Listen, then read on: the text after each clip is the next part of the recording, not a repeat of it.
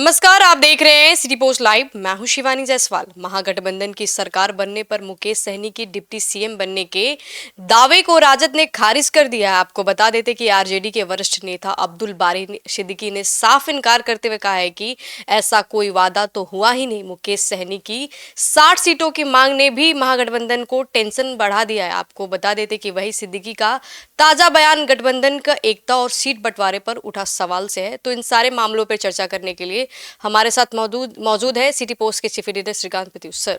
देखिए, VIP party के supremo है मुकेश सहनी और विधानसभा चुनाव 2025 से पहले वो लगातार दावा कर रहे हैं कि उनको डिप्टी सीएम बनाया जाएगा।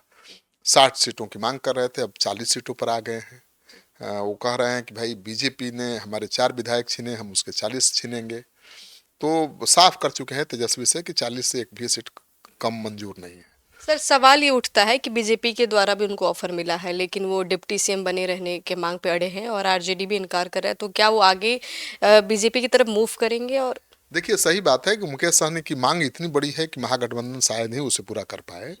तो महागठबंधन में 60 सीट देना बहुत आसान काम थोड़े है। कांग्रेस पार्टी तो 70 सीट मांग रही है, तो तेजस्वी दे ही नहीं पा रहे हैं। 45 सीट मांग रहे हैं वाम दल, कहाँ से देंगे? 40 सीट मुकेश सहनी को, 45 सीट वाम दल को और 70 सीट कांग्रेस को। तो खुद कितनी सीटों पर लड़ेंगे, ये बड़ा सवाल है ना। तो जितनी मांग है वो तो पूरी होने वाली नहीं है।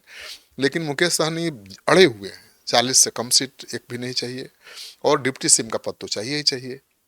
और इस बीच अब्दुल बारी सिद्दीकी तो आरजेडी के बड़े कद्दावर नेता हैं, बड़े नेता हैं।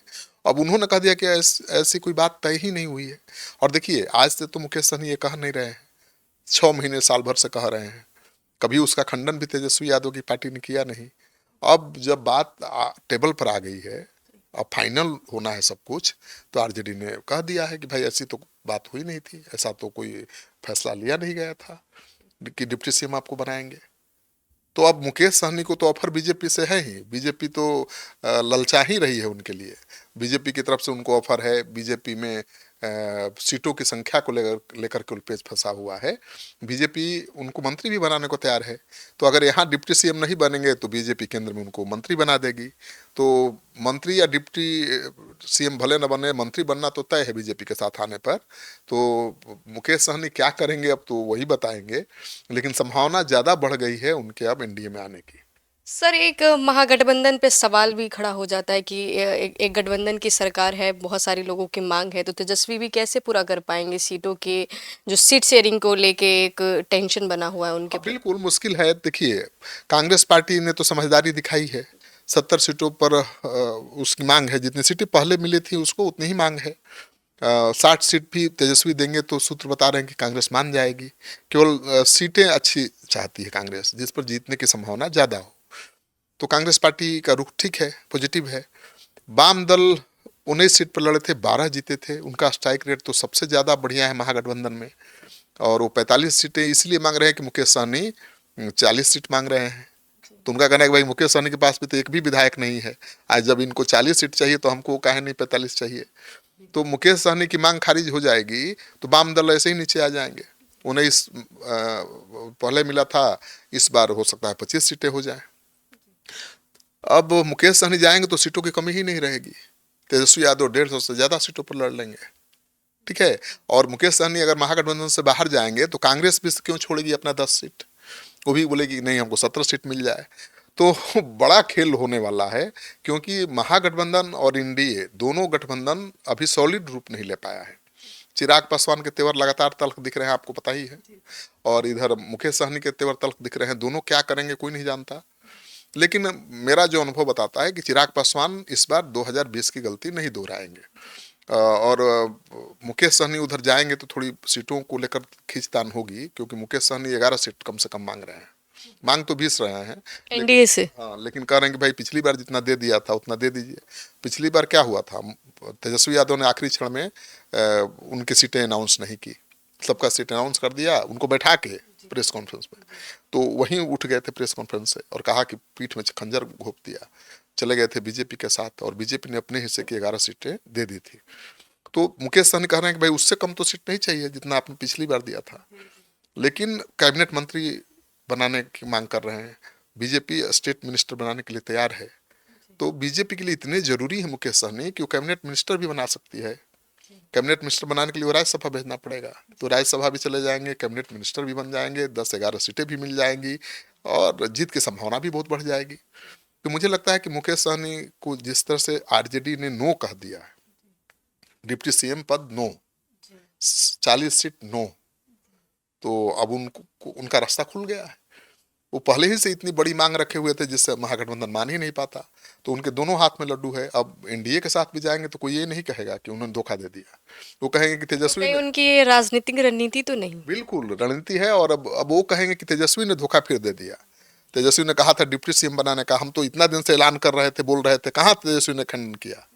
हाँ, और आज जब देने की बात आई तो पीछे हट गए, खुद नहीं बोल रहे हैं, पार्टी के नेताओं से बुलवा रहे हैं। तो मुकेश सहनी के बारे में तो हम लोग पहले ही खुलासा कर चुके हैं कि उनकी बात बीजेपी से चल रही है और किसी भी वक्त वो बीजेपी के साथ जा सकते। सर वो मुंबई से आए थे मिलके जेपी नड्डा से शायद? नहीं, मुंबई दिल्ली गए थे जब यहाँ महागठबंधन की बैठक चल रही थी दिल्ली में, तो मुकेश सहनी दिल्ली पहुंच गए थे और महागठबंधन की बैठक में अपने पार्टी के प्रदेश अध्यक्ष को भेज दिया था। दिल्ली में वो राजनाथ सिंह से मिले, जेपी नड्डा से मिले और दूसरे नेताओं से मिले, तो अटकलों का बाजार गर्म हो गया कि भाई मुकेश सहनी लगता है कोई खिचड़ी पका रहे हैं। और अब जिस तरह से महागठबंधन ने डिप्टी सीएम के पद को लेकर बयान दिया है, अब तो मुकेश सहनी का रास्ता बहुत आसान हो गया। अब एनडीए से जैसे ही डील फाइनल होगी, मंत्री बनने का फाइनल हो जाए, वो तो है, केवल सीट फाइनल हो जाए तो चले जाएंगे। तो बड़ा खेल होने वाला है बिहार की राजनीति में। और जो जाएंगे तो चिराग का क्या होगा? जो चिराग 40 सीटों की मांग कर रहे हैं, उनको तो 25 से ज्यादा सीटें नहीं मिल पाएंगी। तो चिराग पासवान के लिए भी बीजेपी रास्ता निकाल सकती है, उनको एक कि राज्यसभा। चिराग पासवान भी यहाँ पे खेल खेल दे? चिराग पासवान ने कल स्पष्ट किया है, साफ किया है, हाँ हाँ खेल खेल सकते हैं। उन्होंने कल कहा है कि 2020 की गलती नहीं दोहराएंगे।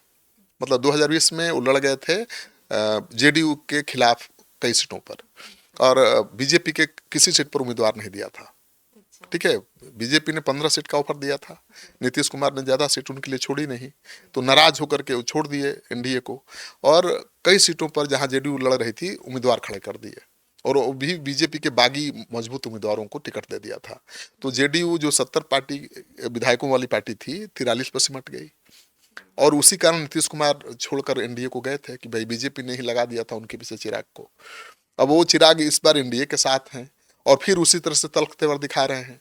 कल उन्होंने कहा है कि 2020 वाली गलती नहीं दोहराएंगे। इसके दो मतलब होते हैं कि इस बार वो अकेले चुनाव नहीं लड़ेंगे, ठीक है। दूसरा मतलब ये होता है कि बीजेपी को एनडीए को छोड़ सकते हैं, और छोड़ेंगे तो महागठबंधन के साथ चुनाव लड़ सकते हैं।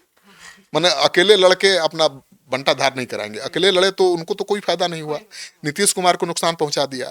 तो इस बार वो चाहते हैं कि भाई हमको सीटें जितनी मांग है मिल जाए, और नहीं मिलेंगी तो 2020 की गलती नहीं दोहराएंगे, मतलब अकेले नहीं लड़ेंगे, महागठबंधन के साथ जाकर लड़ सकते हैं। सर महागठबंधन ये अगर मुकेश सहनी अगर एनडीए में जाते हैं और चिराग पासवान की सीट से भी तो उनकी सीट आधा हो सकते हैं, और इस तरीके से अटकलें लगाई जा रही है कि मुकेश सहनी अगर अगर इस पे एक्शन लेते हैं कि वो एनडीए में जाए तो महागठबंधन पे क्या असर पड़ सकता है?